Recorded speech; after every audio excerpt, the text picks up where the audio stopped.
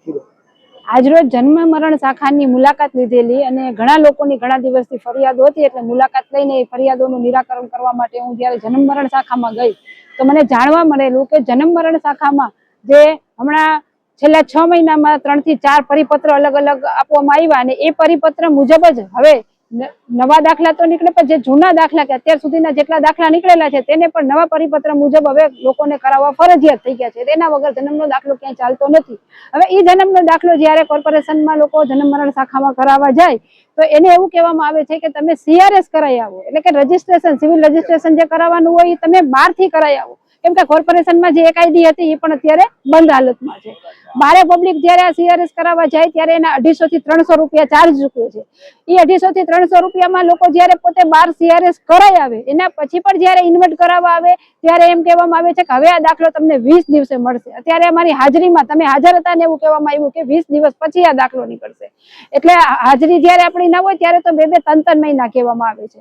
હવે આના માટે મેં કમિશનર સાહેબને એક રજૂઆત કરેલી છે કે CRS સેન્ટર આપણે કોર્પોરેશનમાં કેમ ઊભું ના કરી શકીએ? જો એક ફોનમાંથી એક સાયબર કેફેમાં જો ઓનલાઈન થઈ શકતું હોય તો આપણે પબ્લિકની સુવિધા માટે 2-4 CRS સેન્ટર શરૂ કરી અને લોકોને અહીંયા સગવડ પૂરી ન પાડી શકીએ?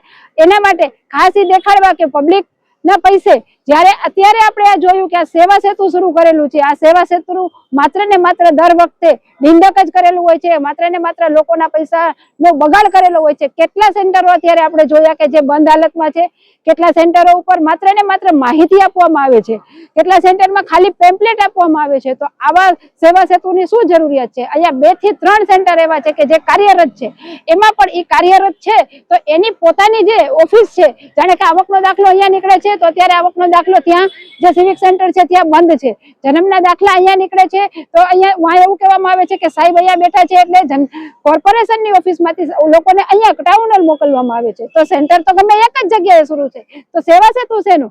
સેવા સેતુ કરવા માટે આટલો ખર્ચ કરી શકીએ છીએ પણ CRS ના સેન્ટર અહીંયા આપણે કોર્પોરેશનમાં શરૂ નથી કરી શકતા, તો લોકો માટે સગવડની પણ અગવડ ઊભી કરીએ છીએ.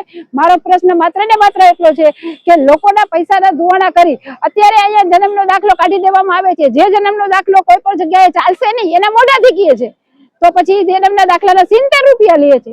એ 70 રૂપિયા લીધા પછી CRS કરાવો 250 રૂપિયા, ફરી વખત દાખલો કઢાવો એક કોપીના ફરી વખત 70 રૂપિયા.